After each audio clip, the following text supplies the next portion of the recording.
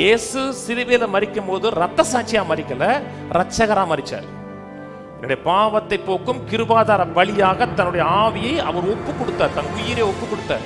நான் பாவத்துக்கு செத்து நீதிக்கு பிழைத்தது, பாவத்துடைய நிலையில பாவத்தின் தண்டனையில நான் செத்து அவமானத்தில் நிந்தையிலிருந்து நான் விடுதலை ஆக்க முடியாத மிகப்பெரிய கிரயத்தை கொடுத்து முடிஞ்சதுன்னு சொன்னேன். பாவத்தை கர்த்தர் நியாயம் தீர்த்தார். யார் மேல நியாயம் தீர்த்தார்னா குமாரன் மேல வைத்து நியாயம் தீர்த்தார். தண்டிப்பது கிடையாது, ஆக்கினைக்குள்ளாக தீர்ப்பது கிடையாது. கர்த்தர் எவனை தண்டிக்கலான்னு வகை தேடல, தன்னோட ஒப்புரவாக்க வகை தேடல.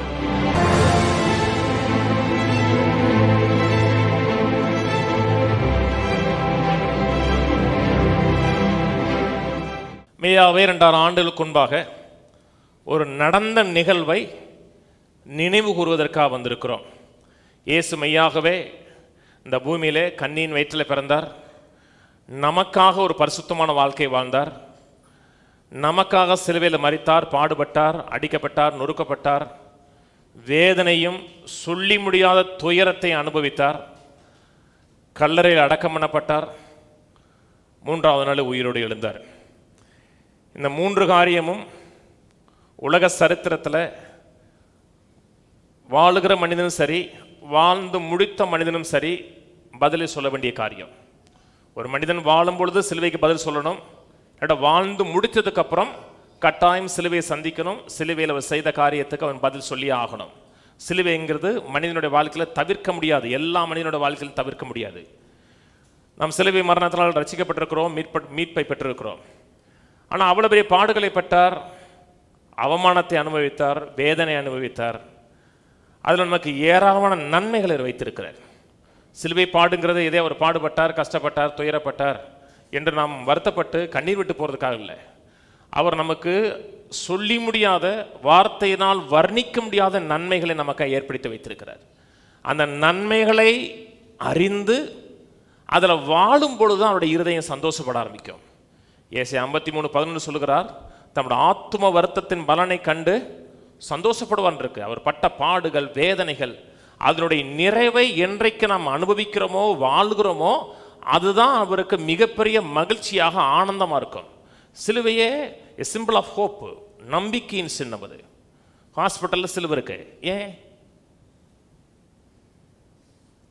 ஹாஸ்பிட்டல் வெளியே வரும்போது சவப்பட்டி வச்சுருந்தாங்கன்னா நம்பிக்கை இருக்காது. ஹாஸ்பிட்டல் உள்ளே போகும்போதே சிலுவை இருக்குது, ஏன்னா ஒரு ஹோப் இருக்குது. டாக்டரை நம்பாதீங்க, சிலுவையை நம்புங்க. உள்ளே போகிறவங்களுக்கு சிலுவை ஒரு ஹோப்பை சொல்லுது. கல்லறையில் ஒரு சிலுவை இருக்குது, ஏன்னா இது மரித்தவர் இங்கே இருக்க மாட்டார், இதை விட்டு வெளியே வருவாருங்கிறதுக்கு அங்கே ஒரு ஹோப் இருக்குது. சிலுவைங்கிறது ஒரு சிம்பிள் ஆஃப் ஹோப், நம்பிக்கையின் சின்னமாக இருக்கிறது. ஏன் அதை நம்பிக்கையின் சின்னம் சொல்கிறோம் என்றால், இந்த உலகத்தில் எத்தனை ப்ராஜெக்ட் செய்கிறாங்க. பெரும்பாலான ப்ராஜெக்ட் கம்ப்ளீட்டாக முற்றுப்படுவது கிடையாது. ரோடு போடுவாங்க, ஆனால் கம்ப்ளீட்டாக ரோடு போட மாட்டாங்க. ரோடு போட்டது மாதிரி இருக்கும், அவ்வளோதான். அது கம்ப்ளீட்டாக போட்டாங்களான்னா கம்ப்ளீட்டாக கிடையாது. இந்த நம்ம ரோடு எடுத்துக்கங்க, இந்த ரோடு போகிறதுக்கு முன்னாடி இந்த ரோடில் 2 லாரி திரும்பும். 2 லாரி திரும்பும். நம்ம சர்ச்சுக்கு மண் அடிக்கும் போது 2 லாரி திரும்பும். இப்போ கார் போய்ட்டுறது கஷ்டமாக இருக்குது. ரோடு போடுறேன்னு நினச்சாங்க, 2 பக்கம் தோண்டினாங்க, நடுவில் சின்ன ரோட்டை போட்டு போயிட்டாங்க. எல்லாரும் ஒரு ரூமை வெளியே கட்டிட்டாங்க, சாக்கடைக்கு வெளியே. அது கம்ப்ளீட்டான ஒர்க் கிடையாது. ஒரு மனிதன் இந்த உலகத்தில் பிறக்கிறான், பிறந்த நோக்கத்தை கம்ப்ளீட்டாக முடிச்சுட்டு போயிட்டானான்னு கேட்டால் பெரும்பாலான மக்கள் முடிப்பது கிடையாது. இயேசு ஒருத்தர் மட்டும்தான், அவர் எந்த நோக்கத்துக்காக அந்த பூமியில் வந்தாரோ அந்த நோக்கத்தை கம்ப்ளீட்டாக பர்ஃபெக்டாக முடிச்சுட்டு முடிந்ததுன்னு சொல்லி போனார். வேறு யாருமே அவ்வளோ பெர்ஃபெக்டாக செய்யவே இல்லை. வந்த நாள்லேருந்து அவருக்கு அந்த பேசக்கூடிய நாள், மக்களுக்கு கம்யூனிகேட் பண்ணக்கூடிய நாள்லேருந்து பிதாவின் சித்தத்தை நிறைவேற்றுங்கிற எண்ணம் அவருடைய மனதில் ஒவ்வொரு நாளும் ஓடிக்கொண்டே இருந்தது. 13 வயசில் தேவாலயத்தில் மத தலைவரோடு பேசிக்கிட்டு இருக்கிறார். மரியாள் கேட்குறாங்க. அப்போ சொல்கிறார், என் பிதாவுக்கு அடுத்த வேலைகளை செய்வது எனக்கு முக்கியமானதல்லவாங்கிறார். அவருக்கு எது முக்கியமாக இருக்குது என்றால், பிதாவுக்கு அடுத்த காரியங்கள், பிதாவுடைய நோக்கத்தை நிறைவேற்றுங்கிறது அவரோட மனதில் பிரதானமான காரியமாக இருந்துச்சு. யோவான் சுவிசேஷம் திருப்புவோம். யோவான் 4ஆம் அதிகாரம் 34வது வசனம். இயேசுவை நோக்கி, நான் என்னை அனுப்பினருடைய சித்தத்தின்படி செய்து அவருடைய கிரியையை முடிப்பதே என்னுடைய போஜனமாக இருக்கிறது.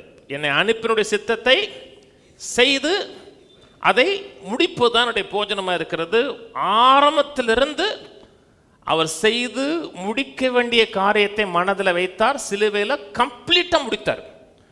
கம்ப்ளீட்டாக அவர் முடிக்கவில்லை என்றால் நாளை கழிச்சு ஆராதனைக்கு வேலை கிடையாது, ஈஸ்டருக்கு வேலை இல்லை. அவர் கம்ப்ளீட்டாக முடித்திருக்கிறார் என்பதற்கு அடையாளம் தான் ஈஸ்டர். ஒவ்வொரு ஞாயிற்றுக்கிழமை நான் ஏன் கூடுகிறோம் என்றால் அவர் எந்த வேலையை செய்து முடிக்க வந்தாரோ அதை கம்ப்ளீட்டாக பூர்ணமாக முடித்தார். யோவான் சுவிசேஷம் இருப்போம். யோவான் சுவிசேஷம் 19 அதிகாரம் 19:28 வாசிக்கிறேன். இயேசு பேசின 7 வார்த்தைகளில் கடைசி வார்த்தைக்கு முதல் வார்த்தை.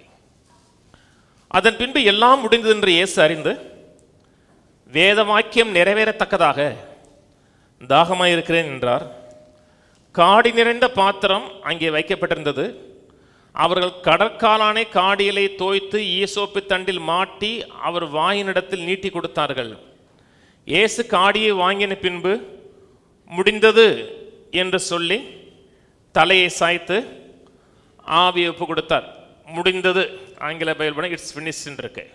முடிந்ததுன்னு சொல்லும் பொழுது கம்ப்ளீட்டாக பூர்ணமாக முடிந்ததுன்னு சொன்னார்.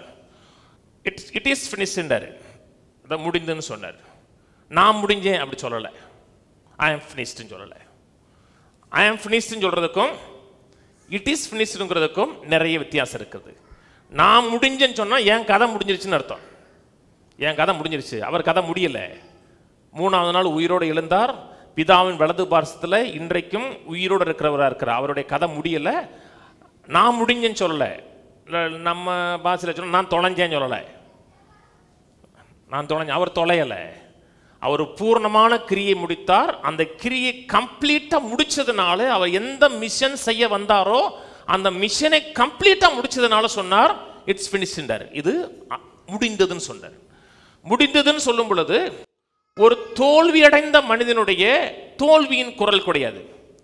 ஒரு யுத்தத்தை ஜெயித்த மனிதனுடைய ஒரு வெற்றியின் துணி. முடிந்ததுன்னு சொல்லும் பொழுது அப்பாடா முடிஞ்சு அப்படின்னு சொல்லலை. இப்போ துணி துவைக்கிறோம், பாத்திரம் கழுவுறோம், கடைசி பாத்திரத்தை கழுவும் பொழுது அப்பாடான் இருக்கும், முடிஞ்சிடான் இருக்கும். அடுத்து ஒரு பாத்திரம் உள்ளே விழுந்துருச்சுன்னா அது பிடிக்காது, வேதனையாகி போயிடும். இவர் அப்பாடா வேற எந்த வேலை முடிஞ்சினான்னு விரக்தியில் பேசலை. அவர் எந்த நோக்கம் செய்து நிறைவேற்ற முடியாத பிதாவாகிய தேவன் அனுப்பினாரோ அதை முற்றிலுமாக கம்ப்ளீட்டாக முடிச்சதுனால ஒரு வெற்றியின் துணியாக, ஒரு ஜெயத்தின் துணியாக முடிந்ததுன்னு சொன்னார். 30ஆம் வசனம் திரும்பி வாசிக்கிறேன். இயேசு காடியை வாங்கின பின்பு முடிந்தது என்று சொல்லி தலையை சாய்த்து ஆவியை ஒப்பு கொடுத்தார். முடிந்தது என்று சொன்னார், அப்புறம் ஆவியை ஒப்பு கொடுக்கல, தலையை சாய்ச்சார். பொதுவாக மனிதன் மரிக்கும் பொழுது உயிர் போனதுக்கப்புறம் அப்படின்னு விழுக்கும், அதான் மனுஷன். இவர் உயிர் போனதுக்கப்புறம் தலையை சாய்க்கலை, சாச்சார். ஏன் சாச்சார்னா கம்ப்ளீட்டாக வேலை முடிஞ்சிருச்சு. ஏசு பூமியில் இருக்கும்போது சொன்னார் மனுஷகுமாரனுக்கு தலை சாக்கி இடம் இல்லைன்னார். ஏன் தலை சாக்கி இடம் இல்லைன்னா செய்து நிறைவேற்ற வேண்டிய பணி இன்னும் முடியலை. அவர் எங்கே தலையை சாச்சார்னா சிலுவையில் கம்ப்ளீட்டாக முடித்தார். எப்போங்க தூங்குவோம்? சில எப்போனாலும் தூங்குவாங்க. நான் எப்போ தூங்குவோம்? எல்லா நேரத்தும் நான் பிரசங்கம் பண்ணும்போதே தூங்குவாங்க. எப்போ தூங்குவோம்னா அந்த எல்லா வேலையும் முடிஞ்சிருச்சு அப்படிங்கும் போது நிம்மதியான தூங்குவோம். இயேசு ஒரு கம்ப்ளீட் ரெஸ்ட் எடுக்கிறார். ஏனென்றால் வந்த வேலை கம்ப்ளீட்டாக முடிந்தது. தலையை சாய்த்து ஆவியை ஒப்பு கொடுத்தார். ஏசு சிலுவையில் மரித்தது ரத்த சாட்சி கிடையாது. ரத்த சாட்சிகள் தங்களோட ஆவியை ஒப்பு கொடுக்கல, அவர்கள் கொலை செய்யப்பட்டார்கள். இன்னொருத்தர்கள் அவர்களை கொலை செய்தார்கள். அவருடைய உயிர் வாங்கப்பட்டது. இயேசு சிலுவையில் மரிக்கும் போது ரத்த சாட்சியா மரிக்கல, இரட்சகராக மரிச்சார். என்னுடைய பாவத்தை போக்கும் கிருபாதார பலியாக தன்னுடைய ஆவியை அவர் ஒப்பு கொடுத்தார், தன் உயிரை ஒப்பு கொடுத்தார். அவர் உயிரை ஒப்பு கொடுக்க விரும்பலன்னா சிலுவைக்கு போயிருக்க மாட்டாரு, மேலே பரமேறி போயிருக்கலாம். அவரை ஒரு மனிதனும் பிடிக்க முடியாது. என் ஆவியை நான் கொடுக்குறேன், திரும்பி பெறுவதற்கும் எனக்கு அதிகாரம் இருக்குன்னு சொன்னார். அவர் முடிந்ததுன்னு சொன்னார். பார்த்தீங்களா? இந்த முடிந்ததுங்கிற அதை இன்னைக்கு தான் பார்க்க போகிறேன். இந்த முடிந்ததுங்கிற வார்த்தை நம்முடைய வாழ்க்கையில் எந்த காலகட்டத்திலையும் மறக்கக்கூடாத ஒரு வார்த்தை. இந்த வார்த்தையினுடைய அர்த்தத்தை நாம் அறிந்திருக்கிறோமோ அறிந்தில்லையோ, இந்த வார்த்தை நமக்கு நிறைய காரணங்களை அர்த்தத்தை நாம் அறிவிக்கிறது. அது அர்த்தத்தை அறிந்து அதில் வாழுகிறோம் என்றால் அவர் முடித்ததனுடைய பலனை அனுபவிக்க முடியும். இயேசு முடிந்தது என்று சொல்லவில்லை என்றால் உங்களுக்கு எனக்கு ஹோப் கிடையாது, எந்த நம்பிக்கையும் கிடையாது, நித்திய நோக்கம் கிடையாது. நான் எங்கே போகிறேன், நான் எதற்காக உருவாக்கப்பட்ட இந்த நித்திய நோக்கம் கிடையாது. என் வாழ்க்கையில் இருக்க பிரச்சனைகளை நான் மேற்கொள்ள முடியுமான்னு கேட்டால் மேற்கொள்ள முடியாது. என் பாவத்துக்கு விமோச்சனம் உண்டாகும்னு கேட்டால் விமோச்சனம் உண்டாகாது. எனக்கு பரலோகத்தில் இடம் உண்டாகுமான்னு கேட்டால் எதுவுமே கிடையாது. அவர் முடிந்ததுன்னு சொல்லலைன்னா என் வாழ்க்கைக்கான எந்த நம்பிக்கையும் கிடையாது. அவர் முடிந்ததுன்னு சொல்லியிருக்கிறார் என்றால் எனக்கு ஒரு கம்ப்ளீட்டான ஹோப்பையும் ஒரு எதிர்காலத்தை குறித்த ஒரு பரவசத்தை ஏற்படுத்தி கொடுத்துருக்கிறார். முடிந்ததுங்கிற வார்த்தை வாழ்க்கையில் எந்த காலகட்டத்திலையும் அவர் என்ன செஞ்சு முடித்தாருங்கிற காரியத்தை எக்காரணத்தை கொண்டு மறக்கூடாது. அவர் முடிந்ததுன்னு சொல்லும் பொழுது கீழே நின்னாங்க பார்த்தீங்களா, ஒருத்தனுக்கு கூட தெரியாது என்ன முடிஞ்சுன்னு தெரியாது, என்ன முடிஞ்சு இவனுக்குமே தெரியாது. போர்ச்சேவரில் நினச்சிருப்பான்னா பெரிய தளபதி முடிஞ்சிடானப்பா,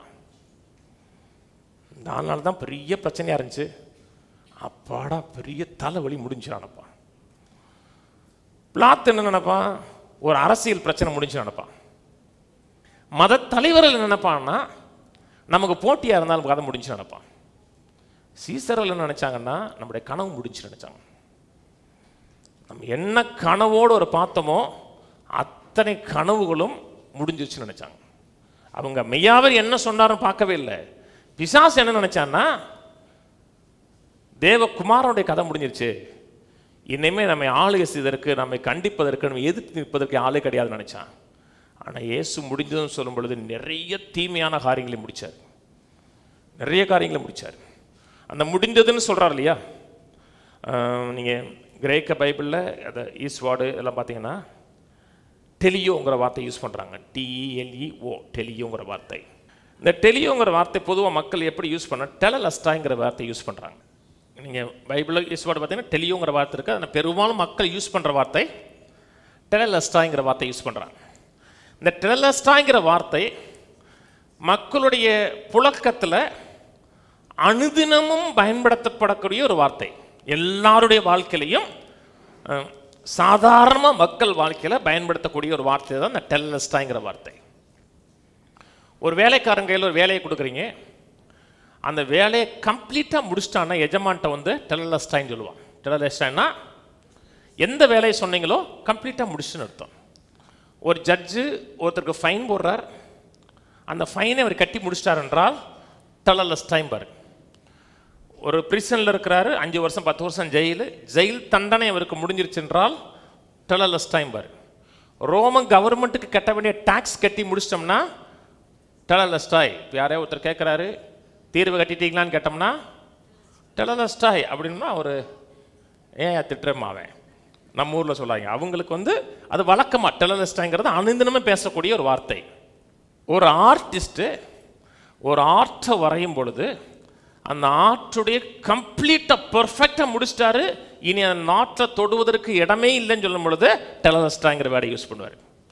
ஒரு ப்ரீஸ்ட்டு பழி செஞ்சு முடிச்சதுக்கப்புறம், பழி முடிஞ்சதுக்கப்புறம் டெலலஸ்டாங்கிற வார்த்தை யூஸ் பண்ணுவார். அன்னைக்கு எல்லாருடைய மக்களையும் அனுதினமாக பயன்படுத்தப்பட்ட வார்த்தை தான் முடிஞ்சது. வேலை கம்ப்ளீட்டாக முடிஞ்சிருச்சுன்னா டெலலஸ்டாங்கிற வார்த்தை யூஸ் பண்ணாங்க.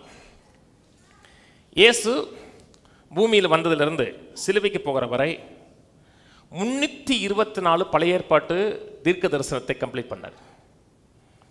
324 தீர்க்க தரிசனங்களை தன்னோட வாழ்க்கையில் கம்ப்ளீட் பண்ணார். இவர் தான் மக்கள் எதிர்பார்த்த மெய்யான மேசியா என்பதை அவர் செய்த செயலின் மூலமாக நிரூபித்து காமிச்சார். ப்ராஃபஸியை கம்ப்ளீட்டாக முடித்தார். அது மட்டும் இல்லை, நிறைய தீமைகளை முடித்து நிறைய நன்மைகளுக்கு ஒரு ஆதாரமாக வந்தார். தீமைகளுக்கு முற்றுப்புள்ளி வைத்தார், நிறைய நன்மைகளை ஏற்படுத்தி கொடுத்துருக்கிறார். முடிந்ததுன்னு சொல்லும் பொழுது ரட்சிப்பு முடியலை. கவனிங்க, முடிந்ததுன்னு சொல்லும்போது ரட்சிப்பு முடியலை. நான் ரட்சிப்புங்கிறது சிலுவையில் முடியாது, உயிர்த்தெழுதல் தான் முடியும். என் பாவங்களுக்கு ஒப்பு கொடுக்கப்பட்டார், எனக்கு அடக்கம் பண்ணப்பட்டார், 3ஆம் நாள் உயிரோடு எழுந்தார் என்பதை விசுவாசிக்க தான் கம்ப்ளீட் காஸ்பல். ரட்சிப்பு முடியலை.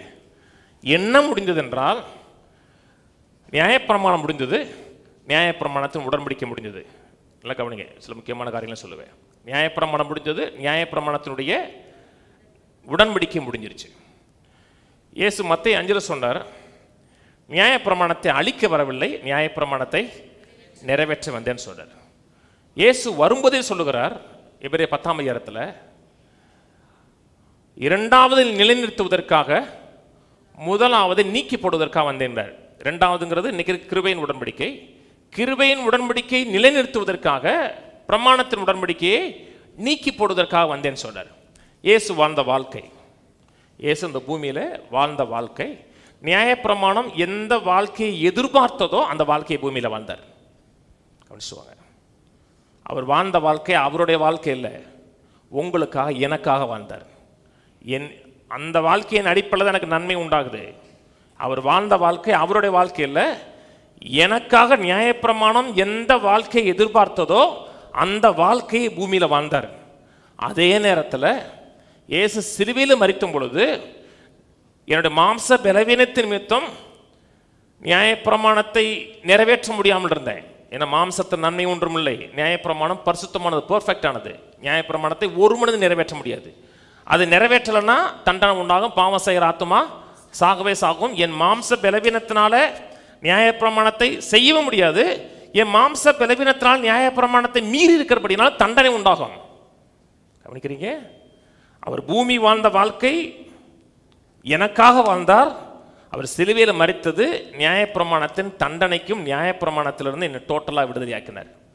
கொலோசியர் சொல்லுகிறது, நமக்கு எதிரடையாக இருந்த கையெழுத்தை குலைத்து சிலுவையில் ஆணி அடைத்தான் இருக்கு. நமக்கு எதிரடியாக இருந்தது 10 கற்பனை, எதிரடியாக இருந்தது அத்தனையும் சிலுவையில் ஆணி அடைச்சிட்டாரு. அதுலேருந்து நம்ம விடுதலையாக்கி இருக்கிறார். இயேசு விடுதலையாக்கினது, இயேசு முடிந்ததுன்னு சொல்லும் பொழுது மனிதனுடைய பாவத்துக்கு வர வேண்டிய எல்லா தண்டனை தீர்ப்பும் நியாய தீர்ப்பும் முடிஞ்சிருக்கு. கவனிச்சேவாங்க, இது ரொம்ப முக்கியம். இன்னைக்கு சபை அறியாத ஒரு காரியம் இது. நிறைய நம்ம சொல்லியிருக்கிறோம், ஆனால் சபை இந்த காரியத்தில் இன்னும் எஸ்டாப்ளிஷ் ஆகலை. நமக்கு வர வேண்டிய தண்டனை ஆக்கினை தீர்ப்பு முடிவுக்கு வந்திருக்கிறது. வேதம் சொல்லுகிறது தேவன் அன்பாகவே இருக்கிறான் இருக்கு. ஆனால் உலகத்தில் நடக்கிற சம்பவங்கள் செயல்களை பார்க்கும்பொழுது மக்களுடைய மனதில் என்ன இருக்குன்னா, தேவன் அன்பாக இருக்கிறார் என்றால் ஏன் இவ்வளவு தீமைகள் நடக்குது? அவங்க நினைக்கிற காரியம்னா, நடக்கிற எல்லா காரியத்துக்கும் தேவன் தான் காரணம் நினைக்கிறாங்க. என்ன நடந்தாலும் அது தேவன், அது தேவனுடைய செயலாக இருக்கணும், இல்லை என்றால் தேவன் கொடுத்த அனுமதியாக இருக்கணும். கிறிஸ்தவ மக்கள் நம்பக்கூடிய மிகவும் கேவலமான ஒரு டாக்டரின் அதான், எல்லா செயலுக்கும் காரணம் அவர், இல்லைன்னா எல்லா காரியத்தையும் தேவன் அலோ பண்ணியிருக்கிறார். இதுதான் மக்கள் மனதில் இருக்க காரியம். என்ன நடந்தாலும் அது தேவனுடைய தண்டனை, தேவனுடைய நியாய தீர்ப்புங்கிறார். எல்லாம் கவனிச்சுவாங்க. பழைய ஏற்பட்ட பிரமாணங்களை பார்க்கிறோம். பழைய ஏற்பட்ட பிரமாணத்தில் ஒரு மனிதன் மீறுகிறான் என்றால் குஷ்டம் வருது. மக்கள் ஏன் நியாய தீர்ப்பை பார்த்து பயப்படுறாங்க, தண்டனை பார்த்து பயப்படுறாங்கன்னா, பழைய ஏற்பாடெல்லாம் படிக்கும் பொழுது ஒரு மனிதன் மீறுறான்னா குஷ்டம் வருது, தண்டனை வருது. 1,85,000 பேரை கர்த்தர் அழிச்சு போடுறாரு ஒரு தேவதூதன் அனுப்பி. இதெல்லாம் பார்க்கும் பொழுது தேவன்னா இப்படித்தானா அப்படிங்கிற எண்ணம் மக்களுடைய மனதில் இருக்கு. தேவன் அடிக்கிறவர், சின்ன தவறு அவருக்கு பிரியமெல்லாம் செஞ்சிருந்தா கூட அடித்திருவார், ஆக்கினிக்குள்ளாக தீர்த்துருவாருங்கிற எண்ணம் மக்கள் மத்தியில் இருக்கு. ஆனால் தேவன் ஆதியிலிருந்து அப்படி இருக்கிறாரா, தேவனோட நேச்சர் அதான் அப்படின்னு கேட்டோம்னா கட்டாயம் கிடையாது. கவனிங்க, ஆதாம் ஏவாள் பாவம் செய்கிறாங்க. பாவம் செஞ்சோன்னா ஆதாம் ஏவாளையும் கர்த்தர் கொல்லலை, அவர்களை தண்டிக்கலை, அவர்கள் நியாயம் தீர்க்கலை, அவர்களுக்கு பதிலாக ஒரு ஆட்டுக்குட்டி மறிக்குது. கவனிங்க, ரோமர் 3ஆம் அதிகாரம் சொல்லுகிறது, நியாயப்பிரமாணம் வருகிற வரை பாவம் எண்ணப்படவில்லைன்னு இருக்கு. நியாயப்பிரமாணம் கொடுக்கப்படுகிற வரை உலகத்தில் பாவம் இருந்தது, ஆனால் பாவம் எண்ணப்படவில்லை. எண்ணப்படவில்லைன்னா கணக்கில் எடுத்துக்கொள்ளப்படவில்லைன்னு இருக்கு. அது பாவமா? பாவம். நல்லா கவனிங்க, ஆபிரகாம் தேவனுக்கு ஃப்ரெண்டாக இருந்தார். லேவியராகமம் 18ஆம் அதிகாரத்தின்படி ஆபிரகாம் கல்யாணம் பண்ணது தேவனுடைய லேவியராம விதிப்படி பாவம். ஆபிரகாம் தன்னுடைய க்ளோஸ் ரிலேட்டிவை தங்கச்சி முறையில் கல்யாணம் பண்ணார். அது லேவியராகம முறையின்படி கல்லெறிஞ்சு கொல்லப்பட வேண்டிய பாவம். கவனிங்க. ஆனால் தேவன் அவனை ஃப்ரெண்டுன்னார். கவனிங்க, 2 முறை தன் மனைவியை சகோதரின்னு சொல்றாரு. அதே பாவத்தை ஈசாக்கும் செய்கிறார். யாக்கோபு செஞ்சது கல்லெறிந்து கொல்லப்பட வேண்டிய பாவம். அக்காவின் தங்கச்சியும் ஒரே நேரத்தை கல்யாணம் பண்ணக்கூடாது.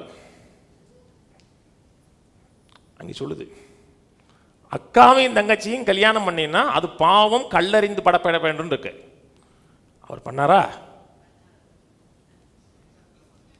ஒரே நேரத்தில் இல்லைங்க, பண்ணார். பண்ணாருன்னா அங்கே நீங்கள் படித்து பாருங்கள். ஒரே நேரத்தில் இல்லை, ஒன்றா பண்ணக்கூடாது. அவங்க மூலமாக பிள்ளை பெற்றக்கூடாதுன்னு இருக்கு. அது பாவம்னு பைபிள் சொல்லுது. ஆனால் அந்த மனிதன் தேவனோடு போராடுறார். தேவனே என்னை ஆசீர்வதிக்கவில்லை என்றால் உண்மை விடமாட்டேங்கிறாரு. அந்த மனிதனை ஆசீர்வதிச்சு அனுப்புறாரு. அது பாவமா? பாவம். ஆனால் அந்த பாவம் எண்ணப்படவில்லை. ஏனென்றால் இன்னும் நியாயப்பிரமாணம் கொடுக்கப்படவில்லை. கவனிச்சு பாருங்க. முதல் கொலை நடக்குது, ஃபர்ஸ்ட் மர்டர். கொலை செஞ்சவனை கர்த்தர் காப்பாற்றுறார். காப்பாற்றின யாரு? கர்த்தர் தான் காப்பாற்றார். ஆனால் என்னாகமம் 15ஆம் அதிகாரத்தில் ஒரு மனிதன் பெரிய தவறு ஒன்றும் பண்ணலை. கோயிலுக்கு வரல, ஆராதனைக்கு வரல, அட்டண்டன்ஸ் இல்லை, அவன் கொலை செஞ்சிடல, விபச்சாரம் பாவமா இல்லை. பாவம் அன்னைக்கு எதே அவருக்கு வீட்டில் அவங்க அம்மா விறகு இல்லை, மனைவி பண்ணல, பார்த்தீங்கன்னா அவன் தான் விறகு பிரிக்கிறக்கான் பாவம். அந்த அம்மா என்ன படிச்சுன்னு தெரியல. அவன் விறகு பேருக்கு போக்கம் இல்லை, லிஸ்ட்டில் இல்லை. உடனே என்ன செய்யணும்னு சொன்னோன்னா அவனை கல்லெறிஞ்சு கொலை சொல்லிட்டாங்க. இதெல்லாம் மக்கள் பார்க்கும் பொழுது தேவன் ஏன் இவ்வளோ கொடூரமாக இருக்கிறார்? ஏன் சின்ன சின்ன காரியத்தெல்லாம் பெரிய ஒரு காரியமாக நினச்சி அவனுக்கு முன்பாக ஏன் நிறுத்துகிறார், கணக்கில் எடுக்கிறார்? தேவனாவே எளிதாக கோவப்படுகிறவர், அடிக்கிறவர், நியாயம் தீர்க்கிறவர். நம்ம ஒரு சின்ன தவறு பண்ணால் கூட நம்ம ஜெபத்தை கேட்க மாட்டார், அவனை ஆசீர்வதிக்க மாட்டார் என்கிற எண்ணம் தான் மக்களுடைய மனதில் இருக்கிறது. ஆனால் அதான் தேவனுடைய நேச்சரான்னு கேட்டோம்னா தேவனுடைய நேச்சரை கிடையாது. கவனிச்சே வாங்க. 2வது பாயிண்ட் என்ன சொல்கிறோன்னா, மனிதனுக்கு வேண்டிய தண்டனையும் நியாய தீர்ப்பும் கோபாக்கினையும் முடிவுக்கு வந்திருக்கிறது. ஏன் கர்த்தர் நியாயப்பிரமாணத்தை கொடுத்தாரு? நியாயப்பிரமாணத்தை கொடுக்க வேண்டிய நோக்கம் என்ன? ஏன் கொடுத்தாரு?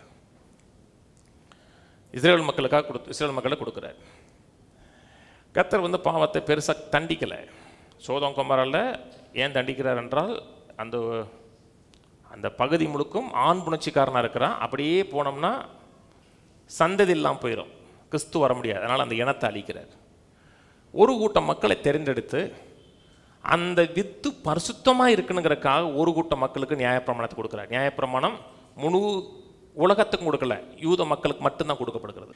ஏன் கொடுக்குறார் என்றால், இவர் பாவத்தை கண்டிக்காத பொழுது மக்களுடைய மனதில் என்ன நினைக்கிறான்னா, கர்த்தர் பெர்மிஷன் கொடுத்தாருன்னு நினைக்கிறான். அது ஒரு காரியம். 2வது என்ன நினைக்கிறான்னா, இந்த உலகத்தில் நம்ம தான் பெர்ஃபெக்ட்டு, நம்மளை விட இந்த உலகத்தில் பெர்ஃபெக்டான இனமே கிடையாது. அதனால தான் கர்த்தர் நம்ம மேலே இவ்வளவு அன்பாக இருக்கிறார், நம்ம என்ன செஞ்சால் கூட கண்டுக்க மாட்டுக்காருங்கிற எண்ணம் மனதில் வருது. அப்போ அவனுக்கு வாழ்க்கையில் பாவம் இருக்கிறது, அவனுடைய வாழ்க்கையில் பாவத்தை வெளியே அனுப்பணும், ஒரு பயத்தை ஏற்படுத்தி கொடுக்குறதுக்கு கர்த்தர் பிரமாணத்தை கொடுக்குறாரு. அப்படிங்க வேதம் சொல்லுகிறது.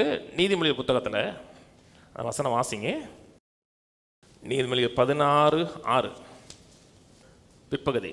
கர்த்தருக்கு பயப்படுகிறான் மனுஷர் தீமையை விட்டு விலகுவார்கள். நியாயப்பிரமாணம் ஒரு தண்டனையின் உணர்வை கொடுத்துச்சு, பயத்தின் உணர்வை கொடுத்துச்சு. கர்த்தருக்கு பயப்படக்கூடிய ஒரு லிட்டரலான ஒரு பயத்தை ஏற்படுத்தி கவனிச்சுவாங்க. பயம் பாவத்தை தடை செய்யும், ஆனால் பாவத்தை அகற்றாது. பாவத்திலிருந்து ஒரு கம்ப்ளீட்டான ஒரு விடுதலை ஏற்படுத்தி கொடுக்காது. பயம் ஒரு தண்டனையின் உணர்வை ஏற்படுத்தி கொடுக்கும், பாவத்தை தடை செய்யும். ஆனால் டோட்டலாக பாவத்தை நீக்குமானா நீக்காது. அது மட்டுமல்ல, பரிசுத்தமுள்ள தேவனோட உறவை ஏற்படுத்தி கொடுக்குமான்னு கேட்டால் பயம் ஏற்படுத்தி கொடுக்காது. நியாயப்பிரமாணத்தை குறித்து வேதம் சொல்லும் பொழுது மீறுதல் பெருகும்படி நியாயப்பிரமாணம் கொடுக்கப்பட்டதுன்னு இருக்கு. நியாயப்பிரமாணத்தை குறித்து வேதம் சொல்லும் பொழுது ஆக்கினை தீர்ப்பு கொடுக்குற ஊழியன் இருக்கு. பாவம் பெருகும்படிக்கு நியாயப்பிரமாணம் கொடுக்க முடியும். பாவம் பெருகும்படிக்குன்னா உள்ள இருக்கிற பாவம் அவனுக்கு தெரியும்படிக்கு நியாயப்பிரமாணம் கொடுக்க முடிஞ்சு. பாவம் நியாயப்பிரமாணம் கொடுத்ததுனால பாவம் பெருகலை. உள்ள இருக்கிற அந்த பாவம் அவனுக்கு தெரியப்படும்படியாக தேவனுக்கு முன்பாக எந்த மனிதனும் வாயை திறக்கக்கூடாது என்பதற்கான நியாயப்பிரமாணம் கொடுக்கப்பட்டுச்சு. நான் நல்லவன், அதனால கர்த்தரை ஆசீர்வதிக்கிறாங்க எண்ணம் எந்த ஒரு மனிதனுக்கு வரக்கூடாது நியாயப்பிரமாணம் கொடுக்கப்பட்டுச்சு. கலாத்தியர் சொல்லுகிறாரு, கலாத்தியர் 3ஆம் அதிகாரத்தில் வாசிங்க, கலாத்தியர் 3:23. ஆதலால் விசுவாசம் வருவதற்கு முன்னே, நல்லா கவனிச்சுட்டே வாங்க, ஆதலால் விசுவாசம் வருவதற்கு முன்னே வெளிப்பட போகிற விசுவாசத்திற்கு ஏதுவாக நாம் அடைக்கப்பட்டவர்களாய் நியாயப்பிரமாணத்தின் கீழ் காவல் பண்ணப்பட்டிருந்தோம். எது வருவதற்கு முன்னே? விசுவாசம். விசுவாசம் வந்துருச்சா? விசுவாசம் சொல்லும் பொழுது இயேசு கிறிஸ்து மேல இருக்கிற விசுவாசத்தை பற்றி பேசல. விசுவாசத்தினால் வரக்கூடிய நீதி வருவதற்கு முன்னே வெளிப்பட போகிற விசுவாசத்தினால் வரக்கூடிய நீதிக்கு ஏதுவாக நாம் நியாயப்பிரமாணத்தில் அடைக்கப்பட்டிருந்தோம். பைபிளில் விசுவாசம் சொல்லும் பொழுது தேவன் மேல வைக்கிற விசுவாசம், the faith சொல்லுகிறது, விசுவாசத்தினால் வரக்கூடிய நீதி. செய்களினால் வரக்கூடிய நீதினால் அல்ல, விசுவாசத்தினால் வரக்கூடிய நீதி வருகிறதுக்கு முன்னே வெளிப்பட போகிற விசுவாசம். வெளிப்பட்டுனா விசுவாசத்தினால் மனிதன் நீதிமானாக்கப்படலை, கம்ப்ளீட் ஆகப்படலை. ஏன்னா பாவத்து நியாயப்பிரமாணம் கீழே இருக்காங்க. அது வருகிற வரை மக்களை கர்த்தர் நியாயப்பிரமாணத்தில காவல் பண்ண விட்டிருந்தார். இப்போ விசுவாசத்தால் நீதிமானாக்கப்பட்டிருக்கிறோம். இப்பொழுது தேவன் நம்மை தண்டிப்பது கிடையாது, நாம் செய்கிற பாவத்துக்கு விளைவாக தண்டிப்பது கிடையாது, புறக்கணிப்பது கிடையாது, நம்மை புறந்தள்ளுவது கிடையாது. கவனிங்க, ஏனென்றால் விசுவாசத்தினால் நீதிமானாக்கப்பட்டிருக்கிற நம்முடைய வாழ்க்கையில கோபாக்கினையும் தண்டனை தீர்ப்பும் நீக்கப்பட்டிருக்கிறது. ஏனென்றால் நியாயப்பிரமாணம் ஆக்கினை தீர்ப்பை கொடுக்கும். நியாயப்பிரமாணத்திலிருந்து விடுதலையாக்கப்பட்டிருக்கிறோம்னா ஆக்கினை தீர்ப்பிலிருந்து தண்டனை தீர்ப்பிலிருந்து நாம் விடுதலையாக்கப்பட்டிருக்கிறோம். கவனிச்சுவாங்க, இன்னைக்கு நான் ஒரு காரியம் செய்து என்னை நானே பரிசுத்தப்படுத்தி தேவனை நேசிக்கும்படியாக அன்பு செலுத்தும்படியாக ஒரு செயல் செய்ய வேண்டிய அவசியம் கிடையாது. ஏன்னா அவர் மேல வைத்திருக்கிற விசுவாசத்தினால தண்டனையிலிருந்தும் தண்டனை தீர்ப்பிலிருந்து விடுதலையாக்கப்பட்டிருக்கேன். கவனிங்க, மக்கள் இதெல்லாம் பேசும்போது நினைக்கிறாங்கன்னா இவர் பாவத்தை ரொம்ப லைட்டாக பேசுகிறாரு, பாவம்லாம் ஒரு மேட்டரே கிடையாதுங்கிறாரு, பாவம்லாம் நீங்கள் கண்ணுக்காக போயிட்டே இருக்கலாம் அப்படி சொல்லவே இல்லை. பாவம் கொடுமையானது. ஏசாயா 59 சொல்றாரு, மனிதனுக்கும் தேவனுக்கும் நடுவே நின்னது பாவங்கிறார். இன்னைக்கு இல்லை, இன்னைக்கு கிறிஸ்து நடுவே நிற்கிறார். மனிதனையும் தேவனை செப்பரேட் பண்ணது பாவம். பாவம் கொடுமையானது, வேதனையானது. நான் பாவம் லைட்டுன்னு சொல்லலை, இந்த பாவத்துக்கு தேவன் கொடுத்த கிரைங்கிறது ரொம்ப பெருசுன்னு சொல்கிறேன். தேவன் ஏன் உங்களை கண்டிப்பது கிடையாது, ஆக்கினை தீர்ப்பு கொடுப்பது கிடையாதுன்னா உங்கள் வாழ்க்கையில் பாவத்தை கர்த்தர் பார்க்கல, உங்கள் வாழ்க்கையில் தேவன் கொடுத்த அந்த கிரயத்தை பார்க்குறார். அந்த கிரயத்தின் அடிப்படையில் கர்த்தரை மன்னித்திருக்கிறார், தண்டனை விடுதலை ஆக்கியிருக்கிறார். 2 கொரிந்தியர் 5 எடுங்க, கவனிச்சிட்டே வாங்க. இது உங்களுக்கு பெரிய ஹோப்பை ஏற்படுத்தி கொடுக்கும் கடைசியில். கவனிச்சிட்டே வாங்க. 2 கொரிந்தியர் 5:17 5:17. இப்படி இருக்க ஒருவன் கிறிஸ்துவுக்குள் இருந்தால் புது சிருஷ்டியா இருக்கிறான், பழையவைகள் ஒளிந்து போயின, எல்லாம் புதிதாகின. இவையெல்லாம் தேவனால் உண்டாயிருக்கிறது. அவர் இயேசு கிறிஸ்துவை கொண்டு நம்மை தம்போட ஒப்புரவாக்குதலின் ஊழியத்தை எங்களுக்கு ஒப்பு கொடுத்தார். அது என்னவெனில், தேவன் உலகத்தாருடைய பாவத்தை எண்ணாமல் கிறிஸ்துவுக்குள் அவர்களை தமக்கு ஒப்புரவாக்குதலின் உபதேசத்தை எங்களிடத்தில் ஒப்பு கொடுத்தார். கிறிஸ்துவுக்குள் அவர்களை தமக்கு ஒப்புரவாக்கி. தேவனால் எல்லாம் முடியும். தேவன் நினைச்சா யாரையும் ஒப்புரவாக்குவார்னு சொல்லல, கர்த்தர் ஒரு காலத்தில் ஒப்புரவாக்குவார்னு சொல்லல. கிறிஸ்துவுக்குள் அவர்களை தமக்கு ஒப்புரவாக்கினா அது டண்டீல், முடிஞ்ச காரியமா சொல்றாரு. திரும்பி வாசிக்கிறேன் 19. அது என்னவெளி, தேவன் உலகத்தாருடைய பாவத்தை எண்ணாமல் கிறிஸ்துவுக்குள் அவர்களை தமக்கு ஒப்புரவாக்குதல் உபதேசத்தை எங்களிடத்தில் ஒப்புவித்தார். ஒப்புரவாக்குதல் என்ன? ரெக்கன்சிலியேஷன் என்ன? நீங்க எவ்வளவு கேட்டிருக்கீங்க பாப்பா. ரெக்கன்சிலியேஷன் என்ன? ஒரே ஒரு வார்த்தை மட்டும் தான் சரியான வார்த்தை வந்துச்சு, எக்ஸ்சேஞ்சின் அர்த்தம். ரெக்கன்சிலியேஷனுடைய ஃபர்ஸ்ட் வார்த்தையே கிரீக்ல இருந்து சொல்ற முதல் வார்த்தையே எக்ஸ்சேஞ்ச் பண்றது. என்னுடைய பாவத்தை அவர் மேல் நான் வச்சேன், அவர் நீதியை எனக்கு கொடுத்தார். அப்போ அவர் பாவி ஆயிட்டாரா? பாவத்தை தொலைத்தார். நான் சொல்கிறது புரியுதுங்களா? எனக்கு ஒரு 100 கோடி ரூபா கடை இருக்குன்னு வச்சுக்கோங்க. 100 கோடி கடை இருக்கு வச்சுக்கோங்க, வராது. 100 கோடி கடை இருக்குது. 100 கோடி எனக்கு கடை இருக்குன்னா நான் 10,000 கோடிக்கு அதிபதினு அர்த்தம். 100 கோடி கடை இருக்குன்னு சும்மா 100 கோடி யாருக்கும் கடன் கொடுக்க மாட்டாங்க. அவன் நாங்கள் 100 கோடி கொடுத்துருவானா என்ன? 100 கோடி எனக்கு கடை இருக்குது. நான் ஒருத்தரோட ஒப்புரவாகிறேன், ரெக்கன்சிலேஷன் பண்ணுறேன், அவரும் நானும் ஹார்மனி ஒன்றா மாறுறோம். அப்படின்னா அவர் என்னுடைய 100 கோடி கடன் அவர் எடுத்தோன்னா அவர் 100 கோடி கடனாக மாட்டார், அவருக்கு பல லட்சம் கோடி இருக்குன்னு அர்த்தம். அந்த 100 கோடி அவருக்குள்ளே போகும்போது மறைஞ்சு போயிடும். அவர் மறைஞ்சு போகிறது மட்டுமல்ல, அந்த பல லட்சம் கோடியில் சில கோடி எனக்கு டிரான்ஸ்ஃபர் பண்ணுறான்னு அர்த்தம். ரெக்கன்சிலேஷன்னா ஹார்மோனியாக இருப்பது, ஒற்றிசைவோடு இருப்பது. சொன்னது புரியுதுங்களாங்க? இப்போ ஒருத்தர் கிட்டாரில் பாட்டு வாசிக்கிறாரு, அவர் அழகாக வாச்சார்னா பாடலாம், கங்கு கங்கு கங்கு கங்கு கங்குன்னு வாச்சார்னா அதில் வந்து ஒற்றிசைவு இல்லை. கர்த்தர் நம்மை ஒற்றிசைவாக மாற்றிருக்கிறார், 2 பேரும் ஒன்றா மாற்றிருக்கிறார். இன்னைக்கு உலகத்தருடைய பாவத்தை கர்த்தர் என்னலைன்னா அர்த்தம் தண்டனை கொடுக்கலன்னு அர்த்தம். அதாவது தாவீது ஏன் அப்படி பண்ணாருன்னு தெரியல. கூட இருக்கவன உயிரோடு இருக்கவங்கலாம் நல்ல ராசியாக தான் இருந்தார். சாகிற நேரத்தை சொல்லி கொடுக்குறாருங்க, அவனை மறந்துடாத, இவனை மறந்துடாத, அவனை மனசில் வச்சுக்கோ, இவனை மனசில் வச்சுக்கோ. அப்படின்னா என்ன அர்த்தம்? அத்தனை பேரும் போட்டு தருங்கிறாரு. யோவாப்பெல்லாம் என்னங்க பாவங்க, அவனுக்காக உயிரே கொடுத்துருந்தாங்க, அவனை மனசில் வச்சுக்கங்கிறாரு. அப்படின்னா என்ன அர்த்தம்? என்னலன்னா என்ன அர்த்தம்னா அவங்களுக்கு வர வேண்டிய தண்டனையை அவர்கள் சார்பாக வைக்கலன்னு அர்த்தம், அவர்களுக்கு எதிராக நிறுத்தவில்லைன்னு அர்த்தம். அது என்ன வழி? உலகத்தாருடைய பாவத்தை எண்ணாமல் ஒப்புரவாக்கினார், நேசித்தார், நம்மை அங்கீகரித்திருக்கிறார், நம்மோடு தன்னை இணைத்திருக்கிறார். அதனால தான் இன்னைக்கு தேவனுடைய தண்டனையும் கோபாக்கினையும் ஒரு விசுவாசி கிடையாது. ஏன்னா நம்முடைய அக்கௌண்ட்டில் வைக்கல, அதை கிறிஸ்துவனுடைய அக்கௌண்ட்டில் வச்சார். ஒரு வசனத்தை படிக்கும்போது முக்கியமான வார்த்தைகளை பார்க்கணும். எண்ணாமல் கிறிஸ்துவுக்குள் ஒப்புரவாகி, இதான் இதனுடைய கீ வார்த்தையே.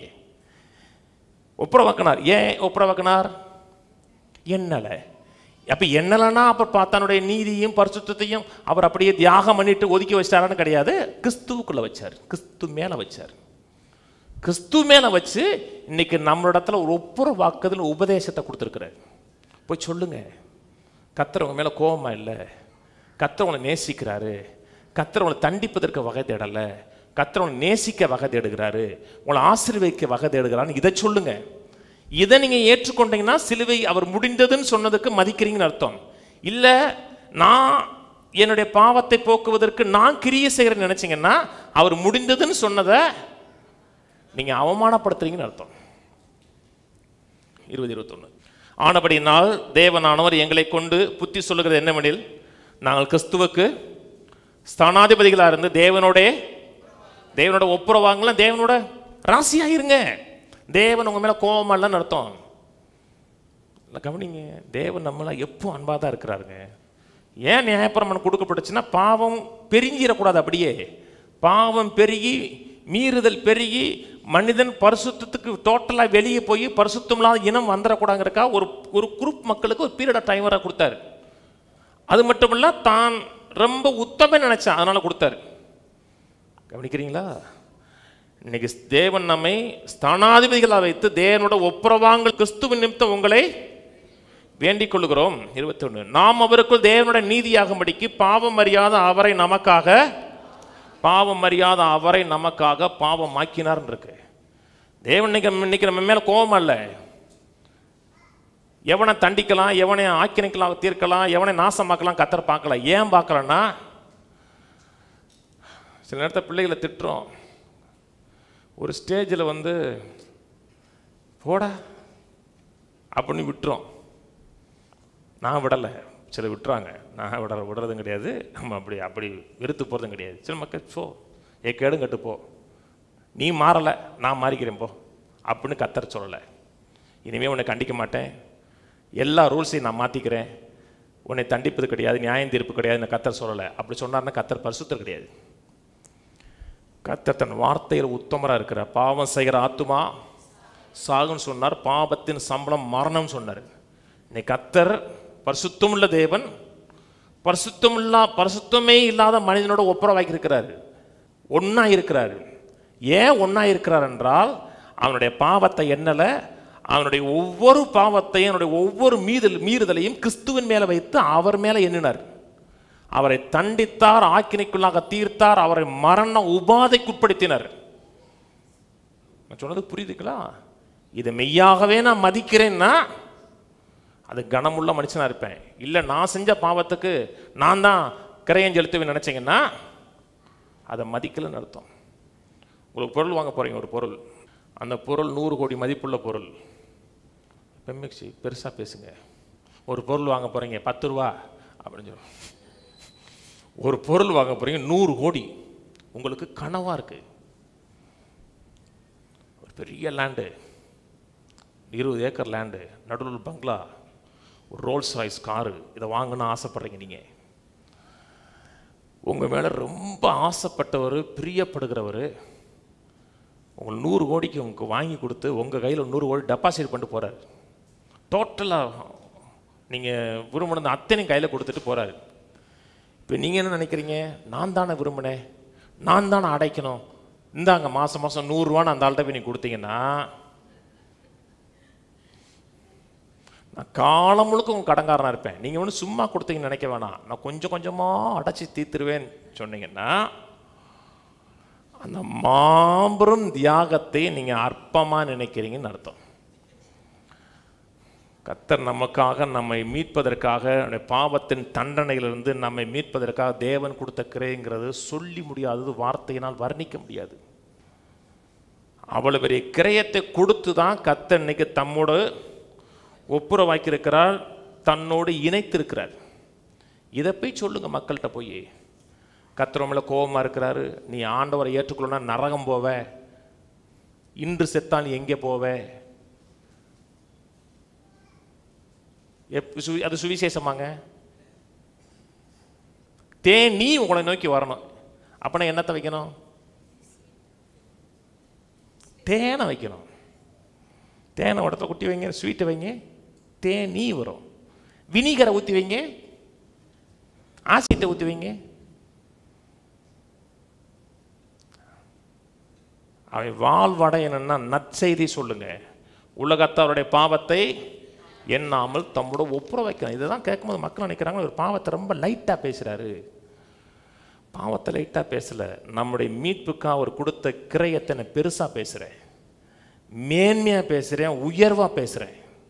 நான் பாவத்துக்கு செத்து நீதிக்கு பிழைத்திரு, பாவத்துடைய நிலையில், பாவத்தின் தண்டனையில் நான் செத்து அவமானத்தில் நிந்தையிலிருந்து நான் விடுதலையாக்க முடியாத மிகப்பெரிய கிரயத்தை கொடுத்து முடிஞ்சதுன்னு சொன்னார். நீங்கள் பாவத்தை பெருசாக பேசுகிறீங்க, அவர் கொடுத்த கிரயத்தை அற்பமாக நினைக்கிறீங்கன்னா சிலுவைக்கு நீங்கள் பெரிய மதிப்பு கொடுக்கலன்னு அர்த்தம். ஏசாயா 40க்கு வருவோம். ஏசாயா 40 1ஆம் வசனத்திலிருந்து, என் ஜனத்தை ஆற்றுங்கள் தேற்றுங்கள். 40லிருந்து அப்படியே பிக்சர் மாறுது. அப்படியே 39 வரை இருக்கிற பிக்சர் வேற, 40லேருந்து நீக்கோனன் டீச்சிங் அப்படியே ஆரம்பிக்குது. கவனிங்க, புது உடன்படிக்கை டீச்சிங் அப்படியே ஆரம்பிக்குது. பைபிள் 66 புத்தகம், 39 புத்தகம் பழைய ஏற்பாடு, மிச்சம் இருக்கிறது புதிய ஏற்பாடு. 40ஆம் அதிகாரங்கிறது புதிய ஏற்பாடு ஸ்டார்ட் ஆகுதுன்னு அர்த்தம். என் ஜனத்தை ஆற்றுங்கள் தேற்றுங்கள். கீழே, எருசலேமிடம் பச்சமாய் பேசி அதன் போர் முடிந்ததென்றும் அதன் அக்கிரமம் நிவர்த்தியாயிற்று என்றும் அது தன் சகல பாவங்கள் நிமித்தம் கர்த்தரின் கையில் இரட்டிப்பாய் அடைந்து தீர்ந்தது என்றும் அதற்கு கூறுங்கள் என்று உங்கள் தேவன் சொல்லுகிறார். கர்த்தருக்கு வழியை ஆயத்தப்படுத்துங்கள், அவாந்தர வெளிகளில் நம்முடைய தேவனுக்கு பாதையை செவ்வை பண்ணுங்கள் என்றும், பள்ளங்கள்லாம் உயர்த்தப்பட்டு சகல மலையும் குன்றும் தாழ்த்தப்பட்டு கோணனானது செவ்வையாகி கரடு முரடானவைகள் சமமாக்கப்படும். ஏன் இந்த வசனத்தை வாச்சேன்னா 3 வாச்சேன்னா, இந்த வசனத்தை மத்தேயு 3 இந்த 3 நாளையும், மார்க் 1 லூக்கா 3:3லுமே யோவான் சானுடைய ஊழியத்தை பற்றி பேசுது. ஏசியா 40 எந்த பீரியட் டயத்தில் பேசுகிறார் என்றால் அவர் வாழ்ந்த காலகட்டத்தில் பற்றி அவர் பேசலை. கபடிங்க. ஏன்னா ஏசியா 40க்கு அப்புறம் தான் 70 வருஷம் பாபிலோன் சிறையிருப்புக்கு மக்கள் போகிறாங்க. நான் சொன்னது புரியுதுங்களாங்க? இப்போ அந்த ஜனங்களுக்கு அவர் பேசலை. என் ஜனத்தை ஆற்றுங்கள் தேற்றுங்கள், என் ஜனங்களுக்கு வர வேண்டிய தண்டனை ரெட்டிப்பாய் அடந்தி தீர்ந்தாயிற்று. அந்த காலகட்டத்தை வாழ்ந்த மக்களுக்கு ஏசியா சொல்லலை. கவனிக்க, ஒரு வரப்போகிற மக்களுக்கு ப்ராஃபஸியா பேசுகிறார். அவர்களுடைய 2ஆம் வசனம் போடு.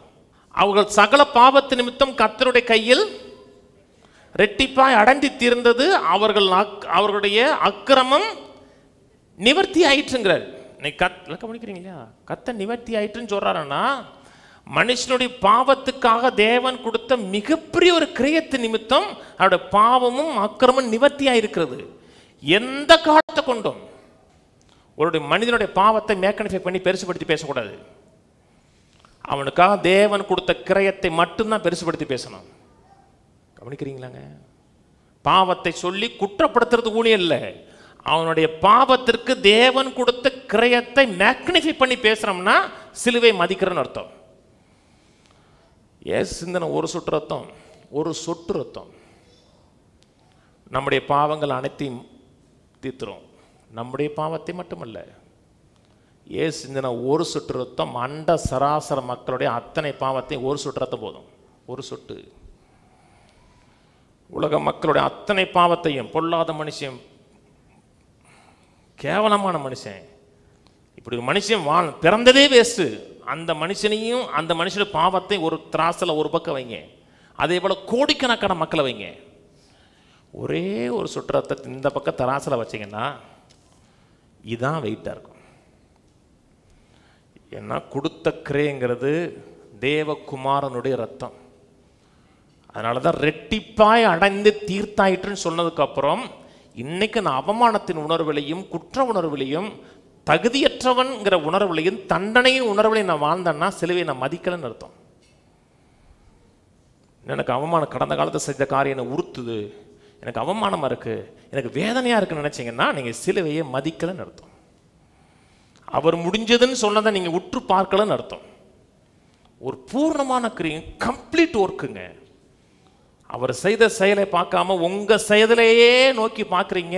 நான் தானே தப்பு பண்ணேன், நான் தானே தண்டனைப்படணும், நான் தானே வேதனைப்படணும்னு நினச்சிங்கன்னா அவர் முடிந்ததுன்னு சொன்னது உங்கள் தலையில் ஏறலை. இல்லைங்க, நான் எவ்வளோ மோசமான பாவின்னு தெரியாது, நான் எவ்வளோ பேரை வேதனைப்படுத்தியிருக்கேன்னு தெரியாது. நீங்கள் எவ்வளோ பெரிய மோசமான பாவியாக இருந்தாலும் சரி தான் உங்களுடைய பாவத்திற்காக தான் அவர் ரெட்டிப்பாக கொடுத்து தீர்த்திருக்கிறான் இருக்கு. இன்னைக்கு அவமானத்தின் உணர்வு இல்லாமல், கோபாக்கினின் உணர்வு இல்லாமல் தேவ சமூகத்தில் தைரியமாக நீங்கள் நிற்கிறீங்கன்னா சிலுவை மதிக்கிறீங்கன்னு அர்த்தம். கொடுத்த கிரயங்கிறது இன்ஃபினைட்டுங்க. இன்ஃபினைட்னா கணக்கில் வைக்க முடியாது, அவ்வளோ பெரிய கிரயம்.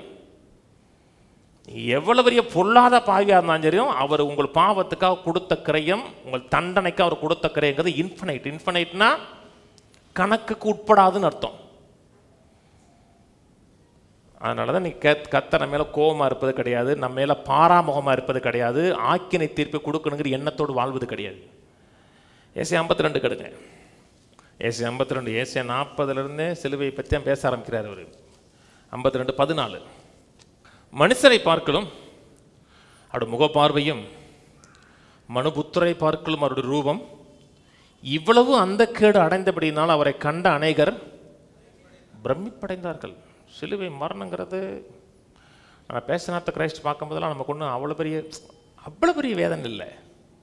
மொத்தோட பார்க்கும்போது கொஞ்சம் கஷ்டமாக இருக்கும், ரெண்டாவதோட பார்க்கும்போது நம்ம கேஷுவலாக இருக்குது. ஆனால் சிலுவை ரியல் மரணங்கிறது நீங்கள் பார்க்க முடியாத அளவுக்கு. நீங்கள் ஆவிக்குரிய ரீதியில் அவர் பார்க்குறீங்க, அவர் பட்ட பாடுகளை பார்க்குறீங்கன்னா உங்களால் கிரகிக்க முடியாது. மனுஷனுடைய பாவத்துக்குரிய அத்தனை தண்டனையும், பாவத்துக்கு தேவன் கொடுக்க வேண்டிய அத்தனை வியாதியும் அவர் மேலே விழுந்துச்சு. சில மக்களுடைய வியாதி சரீரத்தில் வந்தவன முகத்தை பார்க்க முடியாது தெரியுமா?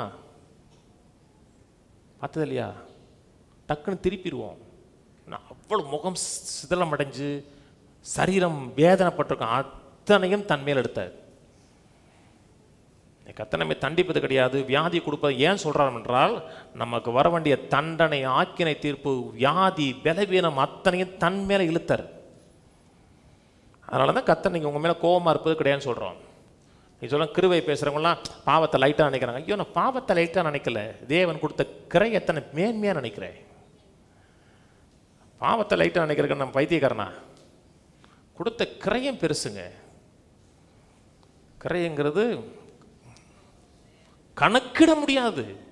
வெறும் சரீர வேதனை மட்டும் கிடையாதுங்க, ஆவியிலேயே உணர்ச்சியிலே வேதனைப்பட்டார். சிலுவையில் சொல்றா, என் தேவனே என் தேவனே ஏன் என்னை கைவிட்டின்னு கதறினார். அவ்வளவு வேதனையும் உபாதைகளை அனுபவிச்சார். அதனால தான் கர்த்தர் இன்னைக்கு உங்க மேலே கோபமாக இருப்பது கிடையாதுன்னு சொல்கிறோம். கொடுத்த கிரயம் பெருசு. இந்த காரியத்தை சாதாரண மனித மூளையில் புரிந்து கொள்ள முடியாதுங்க. அதுக்கான ரெவலேஷன் இருக்கு. அப்படின்னா எந்த ஒரு மனிதனும், எவ்வளோ மோசமான மனிதனும், கர்த்தரை எப்படி என்னை மன்னிப்பார், கர்த்தரை எப்படி நேசிப்பான்னு சொல்ல மாட்டான். சிலுவை குறித்த அறிவு இருந்துச்சுன்னா, எனக்காக பாடுபட்டார், எனக்காக வேதனை அனுபவிச்சார், எனக்கு வர வேண்டிய கோபாக்கினை தண்டனை தீர்ப்பு அவர் மேலே வந்ததுச்சுன்னா உள்ளத்தில் ஒரு பீஸ் இருக்கும். பிள்ளைகள் தவறு பண்ணும்போது, எங்கள் பிள்ளைகள் தவறு பண்ணும்போது அடிச்சிருக்கேன், ஏற்று பேச மாட்டாங்க, அமைதியாக நிற்பாங்க. அடி என்ன தப்பு பண்ணியிருக்கோம், தப்பு நாம போய் அடிங்க பாபுன்னு கூப்பிடுவாங்க. நான் என்ன பண்ணாங்க, அம்மாமாங்க. அடி வாங்கினதுக்கப்புறம் உள்ள ஒரு பீஸ் இருக்கும், இனிமேல் நம்ம தொட மாட்டாங்கடா, ஏன்னா சரியாக கொடுத்துட்டாங்க, இன்னுமே தொட மாட்டாங்க. கர்த்தர் உங்களுக்கு விரோதமாக கை நீட்ட மாட்டார். ஏன்னா உங்களுக்கு வர வேண்டிய அத்தனை தண்டனையும் குமாரன் மேலே வச்சார்.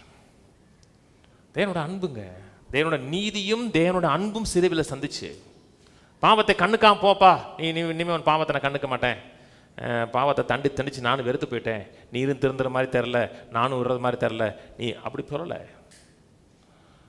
அது அன்பு கிடையாதுங்க. பிள்ளைகள் தவறு செய்யும் போது நீங்கள் தண்டிக்கலைன்னா அது அன்பே கிடையாதுங்க. தண்டிக்கணுமா? பக்கத்தோட பிள்ளை தவறு செய்யும் போது என்ன பண்ணுவீங்க? ஒன்றும் செய்ய மாட்டோம். என்னடா தம்பி அப்படின்னு சொல்லிட்டு போயிடுவோம். ஆனால் நம்ம பிள்ளைங்க போது கேர் பண்ணுறோம். கேர் பண்ணுறதுனால நமக்கு ஒரு இன்னைக்கு அறிவு இருக்குங்க, வளர்ந்துருக்குறோம். அந்த தண்டனை குறித்த உணர்வு நமக்கு சொல்லுது. ஒரு இடம் பிள்ளைக்கிறவங்க சொல்கிறாரு, கார் ஒரு இடத்துல ஓவர் ஸ்பீடில் போயிருக்கிறார். ஓவர் ஸ்பீட் பண்ண உடனே ஃபைன் வந்துருச்சு. இதில் ஃபைன் கட்டன்னு சொல்லி கோர்ட்டில் போயிருக்கிறாரு. ஜட்ஜு வந்து இவ்வளோ ஃபைன் கட்டுன்னு சொல்லிட்டார். என்ன அவருக்கு கொஞ்சம் கஷ்டமாக இருந்திருக்கு. வெளியே வந்தோடனே ஜட்ஜு கோட்டை தூக்கி வச்சுட்டு, அந்த பணத்தை நான் கட்டுறேன்னு கூட்டியிருக்கார் ஜட்ஜு. உங்களுக்கு நல்லா தெரியும், எனக்கு நீங்கள் தான் பிள்ளைக்கிறகம் தெரியும், உங்களோட போதனையால் தான் நான் ரசிக்கப்பட்டிருக்கேன், உங்கள் வாழ்க்கையில் தான் நான் மாற்றப்பட்டிருக்கேன். ஆனால் நீதிபதியாக செய்ய வேண்டிய வேலை நான் செய்யணும். அதே நேரத்தில் நான் அந்த மீறுதலை தண்டித்து ஆகணும். கர்த்தர் சர்வலோக நியாயாதிபதியாக தண்டித்தார்.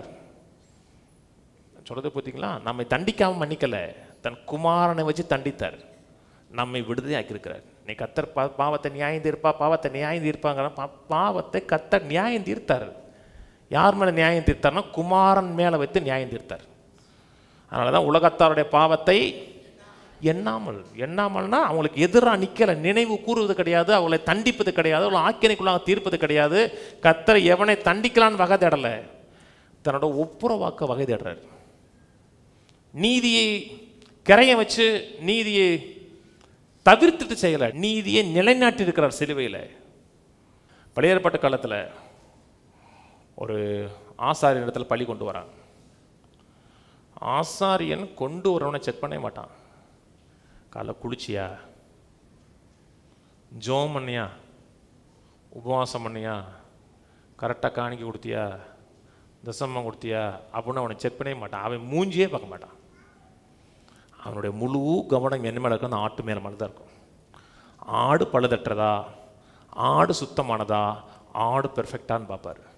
இன்றைக்கி அன்புள்ள பிதாவை இயேசு நாமத்தில் வரும்பொழுது கர்த்தர் வந்து நீ எப்படி இருந்த, உன் நினைவுகளை எண்ணிப்பார், உன் சிந்தனைகளை எண்ணிப்பார், நீ யாருன்னு உன்னையே பாருன்னு உங்களை பார்க்க மாட்டார். நீங்கள் கொண்டு வரக்கூடிய அந்த பெர்ஃபெக்ட் பழியை பார்ப்பார். அந்த பலியின் அடிப்படையில் தான் கர்த்தரை ஏற்றுக்கொண்டிருக்க அங்கீகரிக்கிறார். கர்த்தருக்கு முன்பாக வந்து அப்படியே தலையை தாழ்த்து, ஆண்டவரே என்னை நோக்கி பார்ப்பீங்களா, என்னை ஏற்றுக்கொள்வீங்களா, என்னை மன்னிப்பீங்களா, என்னை பயன்படுத்துவீங்களான்னா அறிவே வரலையே பாரு. இன்னும் உனக்கு அறிவு வரலையே, இன்னும் நீ உன்னையவே பார்த்துக்கிட்டே இருக்கே, இவ்வளோ கரையும் கொடுத்தும் நீ என்ன நோக்கி பார்க்க மாட்டேங்க பாரு. கொடுத்த கரை இன்ஃபனைட்டுங்க. யோவான் 12 எடுப்போம். யோவான் 12:27. இப்பொழுது என் ஆத்துமா கலங்குகிறது, நான் என்ன சொல்லுவேன்? பிதாவே, இந்த வேலையின்றி என்னை ரட்சியும் என்று சொல்லுவேனோ? ஆகிலும் இதற்காகவே இந்த வேலைக்குள் வந்தேன்.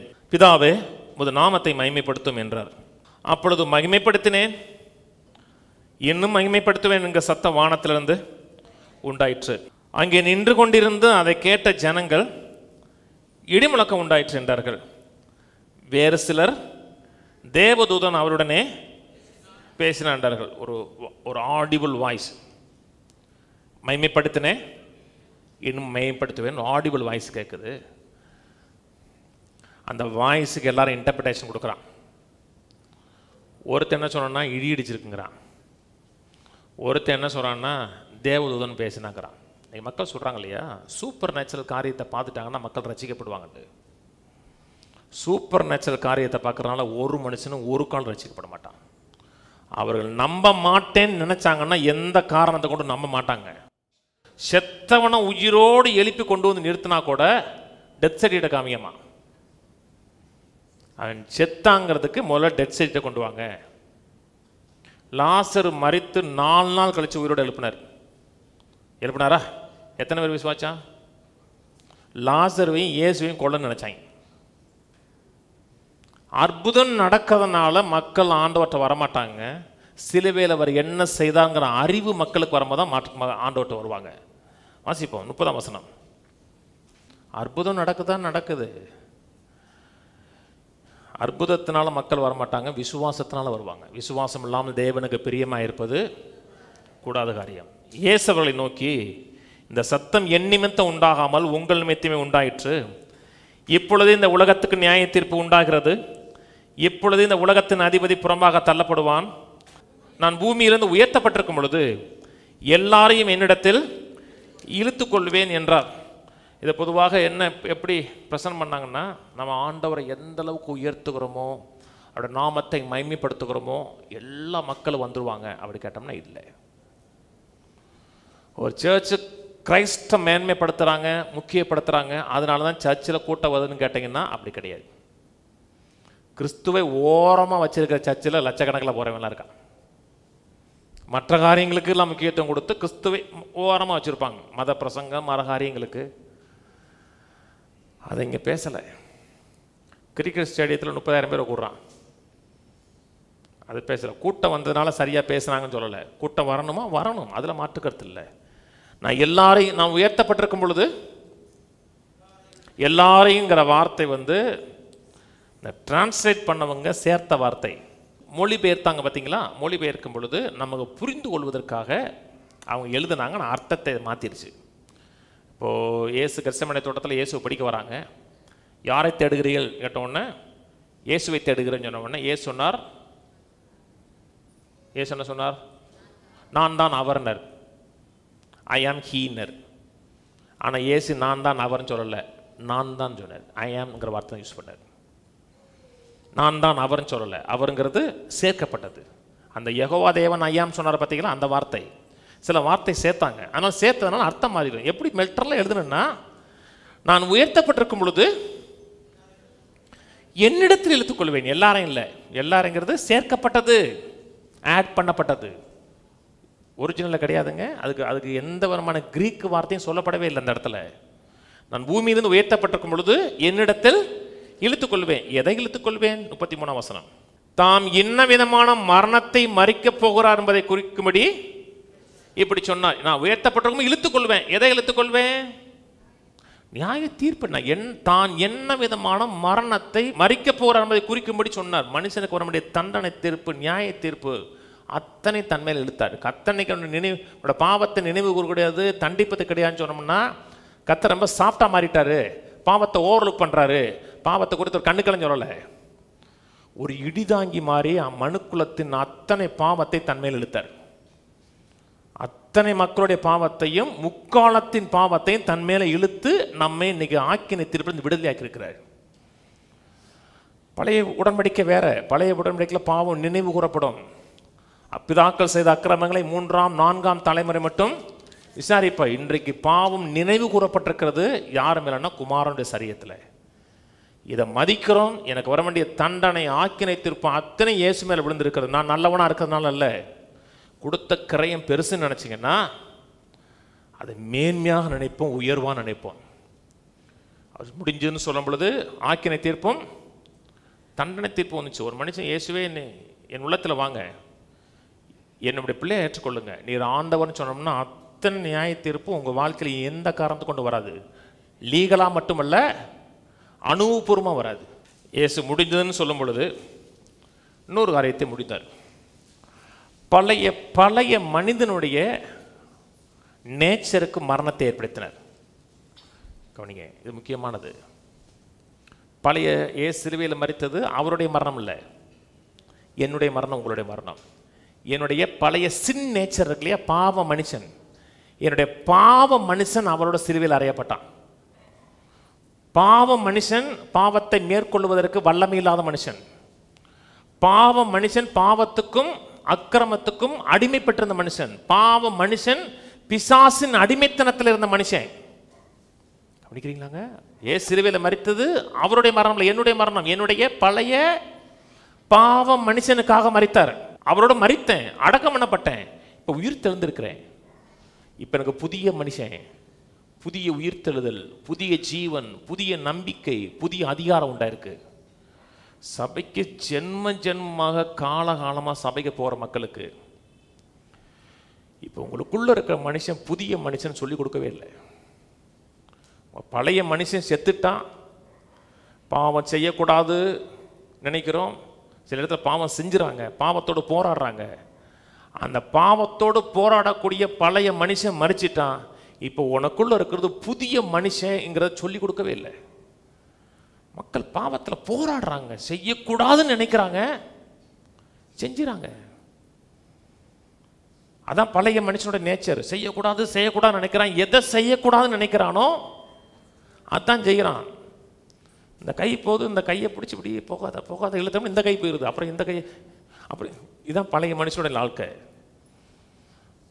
தம் அடிக்கக்கூடாதுன்னு நினச்சோம்னா இன்னைக்கு தான் கடைசி, இனிமே பாரு உன்னை தொடுவனா பாரு, நான் இன்னைக்கு தான் கடைசி, நான் கடைசியாக சொல்கிறேன், இன்னைக்கு தான் கடைசி. ஏன்னா விட முடியலை, விடக்கூடிய ஸ்ட்ரென்த் இல்லை.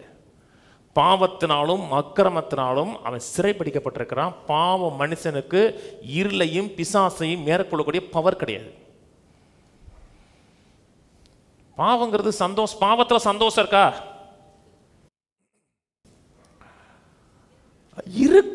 இருக்க போய் தானங்க போறாங்க. பாவத்தில் ஒரு துளி சந்தோஷம்னா எவன் போவான்? பாவத்தில் சந்தோஷம் இருக்கு. முடிஞ்சதுக்கு அப்புறம் அவமானம், நிந்தை, கவலை, கண்ணீர் அத்தனை இருக்கு. செய்யக்கூடாதுன்னு நினைக்கிறான், செய்ய முடியல. அதனாலதான் 5 சொல்றாரு, பாவம் பெருகு நடத்தல். பாவத்துக்கு ஒரு பவர் இருக்கு, பாவத்துக்கு ஒரு அழிக்கிற சக்தி இருக்கு. அந்த பாவம் பெருகிற இடத்துல கிருபை மிகவும் அதிகமாக பெருகிட்டு இருக்கு. கலாத்தியர் 2 சொல்றாரு, 2:20 வாசிங்களேன். கலாத்தியர் 2:20, கிறிஸ்துவுடனே கூட சிலுவையில் அறையப்பட்டேன், ஆகினும் பிழைத்திருக்கிறேன். இனி நான் அல்ல, கிறிஸ்துவே எனக்குள் பிழைத்திருக்கிறார். நான் இப்பொழுது மாம்சத்தில் பிழைத்திருக்கிறதோ என்னில் அன்பு கூர்ந்து எனக்காக தம்மை தாமே ஒப்பு கொடுத்த தேவனுடைய குமாரனை பற்றி விசுவாசத்தினாலே பிழைத்திருக்கிறேன். இப்போ ஒரு நான்கிறாரு. இப்போ ஒரு ஐயை பற்றி பேசுகிறாரு. இந்த ஐ சிலுவைக்கு முன்னாடி இருந்த ஐ இல்லை, பழைய ஐ செத்து போயிட்டாரு. இப்போ இருக்கிறது புதிய நான். புதிய நான் கிறிஸ்துவோட இணைக்கப்பட்டவன், கிறிஸ்துவோட ஜீவனை பெற்றவன். பழைய மனிதனுக்கு பாவத்தை மேற்கொள்ளக்கூடிய பவர் கிடையாது, பாவத்தில் விழக்கூடிய பவர் இருந்துச்சு. இந்த புதிய மனிதனுக்கு பாவத்தை மட்டுமல்ல, என் வாழ்க்கையில் வருகிற அத்தனையும் மேற்கொள்ளக்கூடிய ஒரு பவர் உள்ள மனுஷன். இயேசு முடிஞ்சுன்னு சொல்லும்போது எதை முடிஞ்சுன்னா பழைய மனுஷனுடைய நேச்சர், சின் நேச்சர் முடிஞ்சிருச்சு. இப்போ நீங்கள் பழைய மனுஷன் இல்லைங்க, என்னை பற்றி உங்களுக்கு தெரியாது, உங்களுக்கு மெய்யாவே உங்களை பற்றி தெரியலை, நீங்கள் பழைய ஆள் இல்லை, நீங்கள் புதிய மனுஷன். நான் சொல்கிறேன், ஒரு கேரண்டி சொல்கிறேன். யாராக்கெல்லாம் பாவ பிரச்சனை இருக்கோ என்கிட்ட வாங்க. அதுக்கப்புறம் அந்த வாரத்திலிருந்து என்கிட்ட வந்ததுலேருந்து நீங்கள் பாவமே செய்ய மாட்டீங்க. நீங்கள் பாவம் செஞ்சிட்டிங்கன்னா உங்களுக்கு 1 கோடி ரூபா தரேன். குடி பழக்கம் இருந்துச்சுன்னா என்கிட்ட வாங்க. என்கிட்ட வந்ததுக்கப்புறம் குடி பழக்கத்துலேருந்து கம்ப்ளீட்டான விடுதலை தந்துடுறேன். அதுக்கப்புறம் நீங்கள் பாட்டில் தொட்டிங்கன்னா உங்களுக்கு 1 கோடி ரூபா தர்றேன். எதை விட முடியாதுன்னு நினைக்கிறீங்களோ அத்தனை விடக்கூடிய கேரண்டி நான் தர்றேன். நீங்கள் அதை செஞ்சிட்டிங்கன்னா நான் உங்களுக்கு 1 கோடி ரூபா தரேன். வர்றீங்க, பெரிய ஒரு 20 கிலோ சுத்தியில் வச்சு தலையில் மட்டார்னு அடிக்கிறவங்கள ஒரே அடிதான், அடிக்கிற அடியில் க்ளோஸ். இப்போ பாவம் செய்ய முடியுமா? செத்துட்டிங்கன்னா முடிஞ்சிச்சுன்னு அர்த்தம். சிலுவையில் என்னுடைய பாவம் மனுஷன் மரிச்சான், கிறிஸ்துவுடனும் அறையப்பட்டேன், ஆயினும் இப்பொழுது பிழைத்திருக்கிறேன். அந்த பழைய நான் பிழைக்கல, புதிய நான் பிழைத்திருக்கிறேன். இந்த புதிய நானுக்குள்ள எனக்கு சாய்ஸ் இருக்கு. இப்போ நான் நினைச்சதை செய்யலாம், நினைக்காத விடலாம். பாவத்தை மேற்கொள்ளக்கூடிய பவர் இருக்கு என் வாழ்க்கையில். எதிரடையாக இருக்கக்கூடிய மேற்கொள்ள வேண்டி நினைக்கிற அத்தனை சத்து காரியத்தை மேற்கொள்ளக்கூடிய சத்து எனக்கு இருக்கு. நான் இப்போ இருக்கிறது பழைய மனுஷன் இல்லை, புதிய மனுஷன். எனக்குள்ள இருக்கிறது பழைய மனுஷனுடைய மரணம் இல்லை, புதிய மனுஷனுடைய ஜீவன் இருக்குது. கிறிஸ்துவுடைய ஜீவனோடு நான் கனெக்ட் பண்ணப்பட்டிருக்கேன். இன்னைக்கு என் பாவத்தை விட முடியல, நான் பரிசுத்தமாக வாழ முடியல, நான் தவிக்கிறேன்னா உங்களுக்கு இந்த எண்ணம் புகுத்தப்படவில்லை. பழைய மனுஷனுடைய சின் நேச்சர் டோட்டலாக முடிஞ்சுதுங்கிற அந்த எண்ணம் உள்ள வரலன்னு அர்த்தம். பாவத்துக்கு மரித்தேன், ஆகினும் பிழைத்திருக்கிறேன். இனி நான் அல்ல, கிறிஸ்துவே பிழைக்கிறார். இப்போ நான் பரிசுத்தமாக வாழ முடியும், பாவத்தை மேற்கொண்டு வாழ முடியும், தரித்திரத்தை மேற்கொள்ள வாழ முடியும். ஒரு மனுஷன் எப்படி வாழ வேண்டும் என்று தேவன் ஆர்டைன் பண்ணாரோ அப்படிப்பட்ட மனுஷன் வாழ முடியும். எப்படிப்பட்ட மனுஷனாக வாழணும்னா இயேசு வாழ்ந்தார் பார்த்தீங்களா, அதான் மனுஷன் வாழ்ந்த வாழ்க்கை. இயேசு பூமியில் வாழ்ந்தார். ஒரு நாள் தோல்வியில் வந்தாரா? ஒரு நாள், ஒரு இமைப்பொழுது. அதான் மனுஷன் வாழ வேண்டிய வாழ்க்கை. அந்த மனுஷன் பாவத்தில் விழுந்தான், ஆதாமுடைய பாவத்தை இயேசு சிலுவையில் முடிச்சாரு. இப்போ புது மனுஷன் இருக்கான், வெற்றியாக வாழ முடியும், நிறைவாக வாழ முடியும். ஏன்னா தன்னோட ஒப்புரவாக்கி அவருடைய ஜீவனை கொடுத்துருக்க. இயேசு நானே உயிர்த்தெழுதல் மட்டும் சொல்ல, நானே உயிர்த்தெழுதலும் அதே ஜீவன் இருக்கு. இப்போ நான் வாழ்றது பழைய மனுஷன் இல்லை, புது மனுஷன். தண்டனை தீர்ப்பு வரும், அவமானத்தை தீர்ப்பு வரும்னு தலை குனிஞ்சு வாழ்ற மனுஷன் இல்லை, தலை நிமிர்ந்து அவருடைய நீதியை பார்த்து தேவனை நோக்கி பார்த்து ஆராதிக்கக்கூடிய மனுஷன். இத்தனை தீமைகளும் எதிரடையாக இருந்த அத்தனை காரியங்களும் எனக்கு குலைச்சுக்கப்பட்டிருக்கு. பிசாசுடைய வல்லமை உங்க மேலே கிடையாதுங்க. ஜீவகாலமெல்லாம் மரண பயத்தில் இருந்த மக்களை விடுவிக்கும்படியாக மரணத்தின் அதிகாரியாகிய பிசாசை தன் மரணத்தினாலே அழித்தாருன்னு சொல்லும் பொழுது அதை போடுப்பா, கட்டார்ஜியோங்கிற வார்த்தை, to render idle, to render unemployed, to render inactive, to render inoperative. அவனை செயலிழந்தவனாக, வேலை இல்லாதவனாக, இன்ஆக்டிவாக மாற்றினார். எது நடிப்பில்? அவருடைய மரணத்தின் மூலமாக.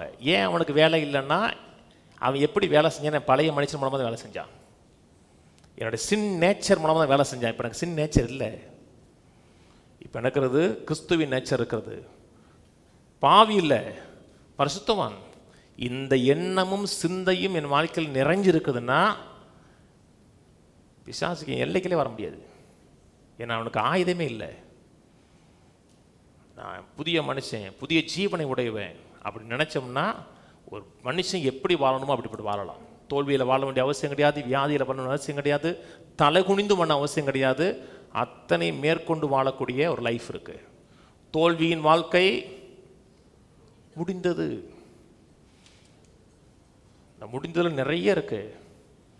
ஒரு வெற்றியின் வாழ்க்கையை ஆரம்பிச்சிருக்கிறது. அதில் மனதில் நினைப்போம், கிறிஸ்துவுக்கு நன்றி சொல்லி பாவ உணர்வு இல்லாமல், பரிசுத்தரின் உணர்வோடு, தண்டனை தீர்ப்பின் உணர்வு இல்லாமல் தயவின் உணர்வோடு வாழ்வோம். கர்த்தர் உங்களை ஆசீர்வதிப்பார். எழுந்திருப்போம். ஆனால் குற்ற உணர்வு, அவமானத்தின் உணர்வு, தண்டனையின் உணர்வு இருந்துச்சுன்னா தீர்க்காய்ச்சா வாழ முடியாதுங்க. தெரியுமா? குற்ற உணர்வு கொன்றும். குற்ற உணர்வு செய்கிற தொழிலை நீங்கள் வச்சிங்கன்னாவே புஷ்பமாகி போயிடும். நீதியின் உணர்வு, தயவின் உணர்வை தான் ஜெயிக்க வைக்கும். ஃபஸ்ட் நீங்கள் எப்படினாலும் வாழ சொல்கிறீங்களா? அதான் சொன்னேன், பழைய ஆள் செத்து போயிட்டான்னு சொல்லிட்டேன். கர்த்தர் உங்களை சுத்தியில் வச்சு அடிக்கலை, குமாரன்ல பழைய மனுஷனை கொன்னார். இப்போ வாழ்றது நானல்ல, கிறிஸ்து. பிதாவே உம்மை துதிக்கிறோம், உம்மை ஸ்தோத்திரிக்கிறோம். உம்முடைய கிருபைக்கா நன்றி, தயவுக்கா நன்றி. எங்களை அளவில்லாமல் நேசிக்கக்கூடிய உம்முடைய நேசத்திற்காக நன்றி. எங்களுக்கு வர வேண்டிய தண்டனை, ஆக்கினை தீர்ப்பு அத்தனை இயேசுவின் மேலே வைத்து நியாயப்பிரமாணத்தை முடிவுக்குட்படுத்தி என்னுடைய கிரியின் அடிப்படையில் எங்களிடத்தில் ஐக்கியம் கொள்ளாமல், கிறிஸ்துவனுடைய பெர்ஃபெக்ஷன் அடிப்படையில், அந்த பூர்ணத்தின் அடிப்படையில் எங்களோட ஐக்கியம் கொள்ளுகிறேன். அவமானத்தின் உணர்வு, நிந்தையின் உணர்வு, தவறு செய்துவிட்டோம் என்கிற குற்ற உணர்வு எங்கள் வாழ்க்கையிலிருந்து முற்றிலுமாக அகன்று போகட்டும். நீதியின் உணர்வு, ஜெயத்தின் உணர்வு. பழைய மனிதன் சிலுவையில் முடிந்து விட்டான். இப்போ எனக்குள்ள இருக்கிறது பழைய மனிதன் அல்ல, புதிய மனிதன்கிற உணர்வு எங்களுக்குள்ள ஆளுக செத்துட்டோம். மரித்தேன் ஆயிலும் பிழைத்திருக்கிறேன்னு சொல்லப்பட்டிருக்கிறபடி புதிய மனிதனுக்குள்ள பிழைத்திருக்க, புதிய மனிதனுக்குள்ள வைத்திருக்க, கிறிஸ்துவின் ஜீவனுக்குள்ள பிழைத்திருக்க உதவி செய்வீராக. நாம் மையப்படட்டும், நாமும் உயர்த்தப்படட்டும், நம்முடைய வல்லமை உண்டாக இருக்கட்டும். பாவத்துக்கு மரித்த நாம் இனி அதில் எப்படி பிழைப்போம் சொல்லப்பட்டிருக்கிறதே. பாவத்தில் மரித்திருக்கிறோம், பழைய மனிதனுடைய சுவாபத்துக்கு மரித்திருக்கிறோம். அந்த வாழ்க்கை முற்றிலுமாக முடிந்திருக்கிறது. ஒரு நிறைவு உண்டாயிருக்கிற உணர்வோடு வாழ உதவி செய்யுங்க. கனமும் மகிமையும் துதியும் உமக்கு உண்டாகட்டும். ஆசீர்வதியும் இயேசு நாமத்தில் பிதாவே, ஆமென். கர்த்தராகிய இயேசு கிறிஸ்துவின் கிருபையும், பிதாவாகிய தேவனுடைய அன்பும், பரிசுத்தாவின் ஐக்கியமும் இன்றைக்கும் என்றைக்கும் கிறிஸ்துவின் வரியை மட்டும் இருப்பதாக, ஆமென். கர்த்தரோடு ஆசீர்வதித்து எல்லா தீமைக்கு விலக்கி காக்க கடவர். கர்த்தர் தம்முடைய தயவுள்ள முகத்தை உங்களை பிரகாசிக்க பண்ணி உங்களுக்கு கிருபையாயிருக்க கடவர். கர்த்தர் தம்முடைய முகத்தை உங்களை பிரசன்னமாக்கி எல்லையெங்கும் சமாதானம் கட்டளையிட கடவர். கர்த்தரோடு ஆசீர்வதித்து ஜீவனோடு, சுகத்தோடு, தீர்க்காயுசோடு, ஒரு நோயும் பலவீனமும் அணுகாமல் 120 ஆண்டுகளுக்கு மேலாக நிறைவோடு வாழ வைப்பாராக. ஆமென், ஆமென்.